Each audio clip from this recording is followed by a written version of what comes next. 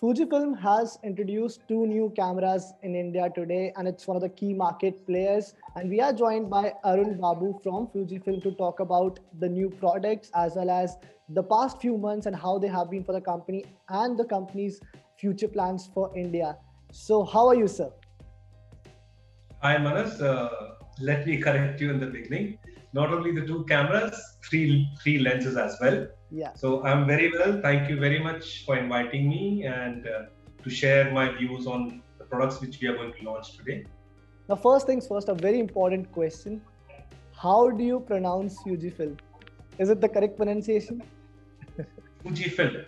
Most of the people in India sometimes say the brand Fuji, only the word Fuji, but the real company name is Fujifilm India Private Limited. So, Arun, we meet at a very interesting time. The world has just seen a pandemic. Businesses were hit. All the camera manufacturers were also hit. There was the manufacturing wasn't at pace as before. The supply chains were disrupted. How was this phase for Fujifilm, and how much have you recovered from it? So that's a very interesting question you have asked. Actually, over the past many launches, I have been answering these questions, but answering this question right now at the end of this financial year, almost at the end of this financial year, makes more sense because the pandemic is almost getting over. Now the vaccination is started. But yes, when we started this year, 2020, March onwards, the lockdown started. As you know that Fujifilm as a category, what I deal with is the camera business and the optical device business. And mostly cameras are used by two kind of customers. So I will elaborate a little bit. Yeah. One are amateur customers, basically who wants to have the camera and click images or videos and enjoy sharing it in social media and that kind of customers. And one are professional customers, like those who use in events, activities, or for their special commercial work or professional work. Now, what is the meaning of pandemic? Or what is the meaning of COVID-19? There was a lockdown, so people cannot move out of their houses. So when I compare a camera with any other electronic product, compared to a television at home or a home theater or a gaming console or headphones or any such kind of product, camera becomes a luxury for these kind of customers. Why? Because first of all, it's not a need-based product compared to a smartphone or a headphone, because all the products which I named, these all comes under home entertainment. So when lockdown started, when people were at home, what happened? Suddenly, in a family of 5 or 6, giving you an example, everyone want their own entertainment. So what happens? The sale of television, sale of headphones, sale of gaming zones, sale of appliances, sale of audio products, they started increasing because the need arise. But in terms of camera, it didn't happen like that. Camera sale went down. And I have read many surveys during those times in the beginning of the year that camera will be one of the most affected category in the electronic as a category per se. Reason, as I said, that because of lockdown, people can't go out. Even for professionals, when there was no weddings happening, no events happening, where will they go and shoot, and whom they will shoot? Exactly. Because there is restriction going on everywhere. So this was a big turbulence time which we have seen in COVID-19, especially the camera industry per se. In totality, as for Fujifilm, let me share the market share also with you that I strongly believe that by end of March 2021 financial year end, our market share will be close to 20% in mirrorless, which was last year was close to 10 or 11%. So there was a significant jump in the market share also of Fujifilm in the camera industry, being a mirrorless brand.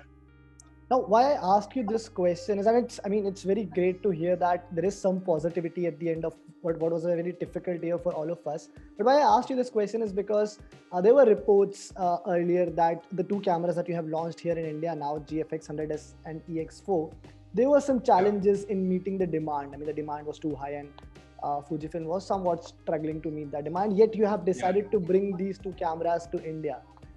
So have you recovered from that situation? Uh, Challenges, actually, when the beginning of this 2021, when this product was announced. This product was announced on 27th, if I'm not wrong, 27th January. Yeah, that was the time when this camera was 27th January, and because the response for this camera, specifically GFX 100S, was tremendous. Actually, we had a record pre-booking worldwide also. India was also one of the country where we have decent booking before announcing the India price. Only basis on the dollar price, people booked in India as well. And because of this overwhelming response, we also initially faced some challenges to procure stocks, because all the production happens quite well in advance based on the forecast what we make. Yeah. Right. So yes, there is some initial challenges in the initial months. That's why we, for GFX 100S camera, which we are going to launch, or which we already launched, sorry, there will be some registration process so that we don't miss on any customers. So we want to prioritize our existing GFX users, our Fujifilm loyalist customers, and also the objective is that we don't miss out on any potential user because of the limitation of stock. So of course, March we have limitation of stock, so we'll be the very few customers will be the privileged customer who will be getting this GFX 100S camera. But yes, in April onwards, the stocks will be very much in with us. So we'll be sufficing with basis this registration. Whoever registers, we will be prioritizing those people more. Other than this model GFX 100S, XE4 and the lenses, yes, there is quite a good demand for these products also, but we have procured sufficient stocks for Indian consumer needs. Now that both these cameras are here in India, can you just tell us something about them? What makes them different from your existing products? Now, GFX 100S has a tagline which we say more than full frame. So when I say explain you what is more than full frame is a standard format which is used in the market. But when I talk about GFX 100S, more than full frame means 1.7 times bigger the sensor than full frame, 102 megapixel camera, innovative features like 4K 30p, in-body image stabilization, pixel shift technology. Now, pixel shift technology means you can click 400 megapixel images as well. 100, 100, 100, 100 each becomes 400 megapixel as well with this particular camera. Yeah. And most importantly, the price point. The price of GFX 100S announced is 5,39,999. Now, XE4 is priced at 75,000 body price. It is one of the most compact and the lightest camera in nature. Being lightest in nature, it should be targeted towards street photographers, travel photographers, nature photographers, even semi-professionals who are into even a beginner or a semi-professional into wedding photography, a content creator. It also can be targeted against content creators also.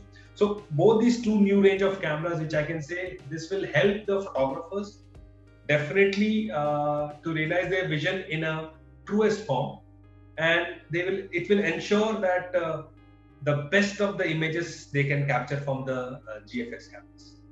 Okay. And now coming to the lenses, which you have been excited about all this while.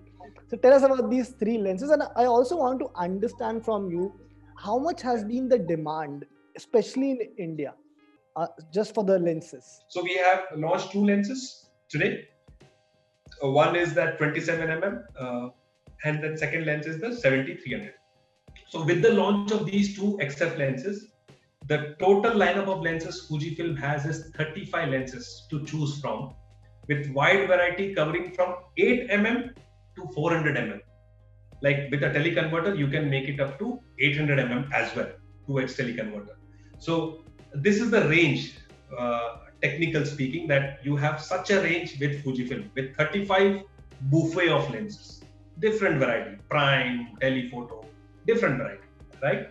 Now, first the 27mm f2.8 weather resistance lens. Now we had a 27mm lens, but that was not weather resistant earlier, and this new version has weather resistance as well as it has a new aperture ring.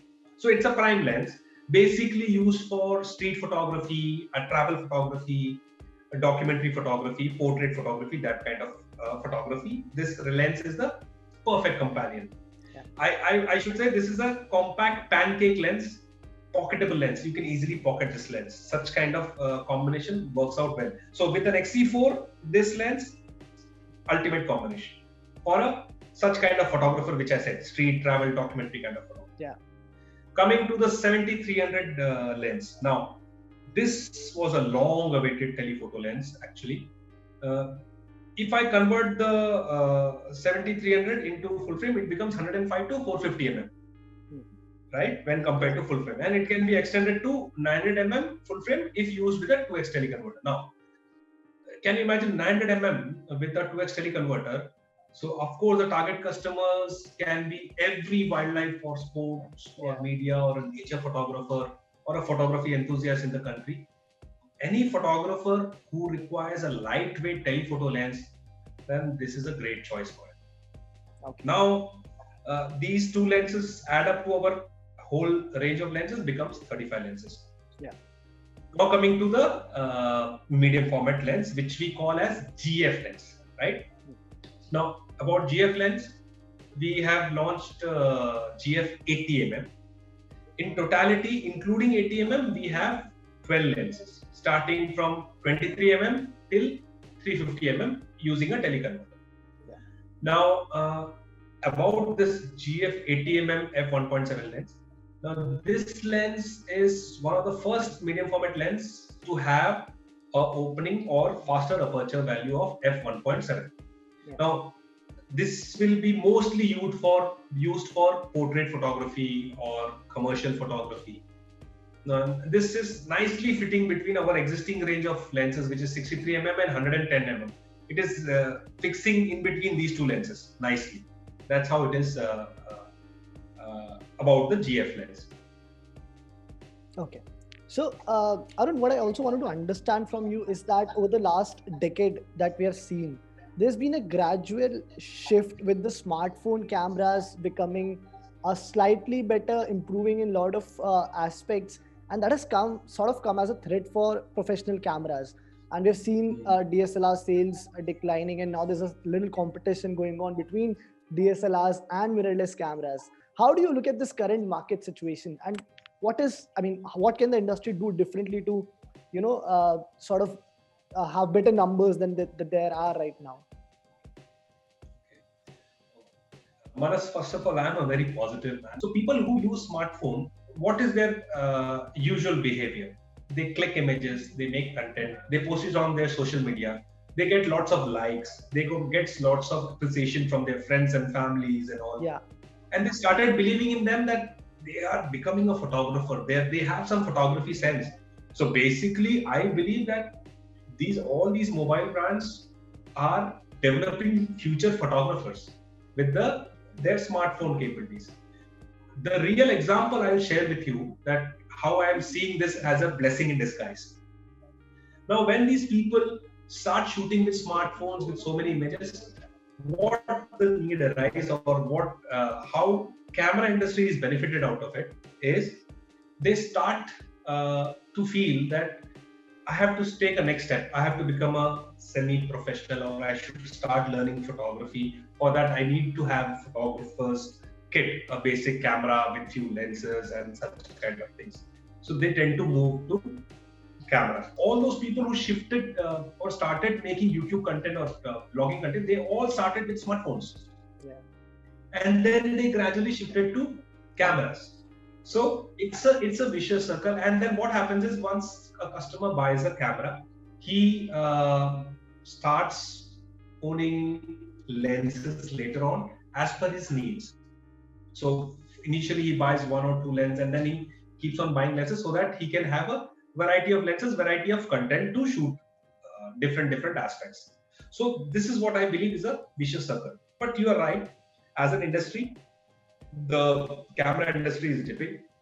The impact on camera industry, first it happened to the compact cameras, not the ones DSLRs or the mirrorless cameras, the compact fixed cameras, which they are almost vanished in the market nowadays.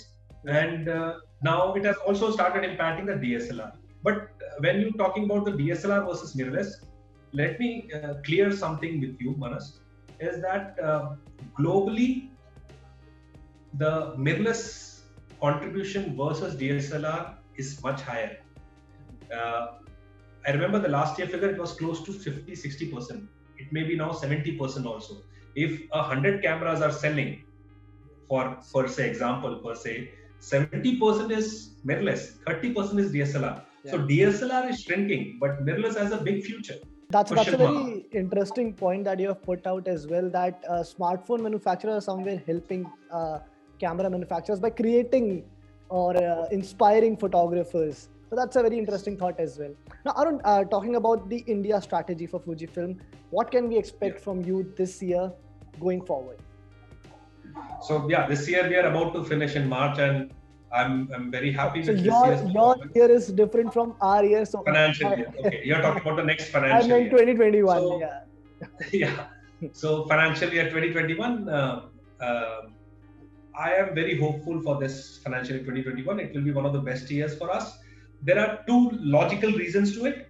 So the professional industry, where weddings used to happen in India, the wedding is predominantly the highest, biggest industry. So that industry, a lot of events didn't happen last year. So those all events will be shifted to this year, 2021. And a lot of weddings will happen in this year. A lot of events will happen in this year, those which are postponed from the last year. Yeah. So every year, there are a lot of couples who get married because of the Hindu calendar and Panchang and all those things. So this year will be having almost double. You understand? The backlog of previous year also will come in this year. Yeah. So that is one logical reason. Secondly, last year because of COVID, industry has seen a dip. Now things are improving. Vaccine has come. Things are improving. Lockdown is eased out at many places, and now events are started happening with restrictions. So things have started improving. Already we can see the businesses started improving in many ways. So that also is a fact that next year will be bigger. If you only talk about Fujifilm as a brand, we definitely are aiming to grow by 60% only in the camera business. And that's a bold statement I'm making here, that we are targeting 60% growth in 2021 from the year 2020, where we grew from 2019. And all the best for that, Arun, and thank you so much for your time. Thank you for joining us and giving us all those insights. And for all those viewers of India Today Tech, if you prefer reading, then you can definitely check out this interview on India Today Tech website as well. Thank you so much. Thank you, Manas. Thank you.